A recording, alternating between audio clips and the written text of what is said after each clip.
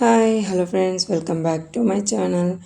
And ఈ వీడియోలో అయితే మేమైతే ఒకటైతే ఫిట్టింగ్ చేస్తున్నాము. కొంచెం వెయిట్ చేయండి, చెప్పేస్తాను. అండ్ ఆలోపు అయితే మీరైతే గెస్ చేయండి. ఇక్కడ కనిపిస్తున్నటువంటి షీట్కి అయితే మా తేజు అయితే కష్టపడి పెడుతుండు. నేను పెడతాన్నా కూడా నాకు ఇవ్వకుండా మొత్తం తనే ఫిట్టింగ్ అయితే చేసిండు.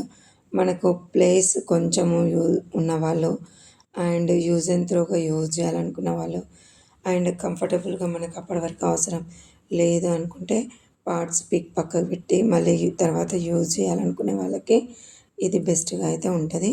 ఈ పాటికి దీన్ని గెస్ చేశారనుకుంటా. మనం ఎక్కువ అమౌంట్ పెట్టి డైనింగ్ టేబుల్ తెచ్చేసి దానికి ప్లేస్ ఎక్కువ ఇచ్చి అండ్ మళ్ళీ దాన్ని రీయూజ్ చేసుకునేలాగా లేకుంటే పక్కకు పెట్టేలాగా కూడా ఉండదు. ఇలా సింపుల్గా మనం లో బడ్జెట్లో మనం ఇలాంటి టేబుల్స్ అయితే బుక్ చేసుకుంటే మనకి 4 మెంబర్స్ తినడానికి వీలుగా ఉంటుంది. అండ్ వచ్చేసి మనకి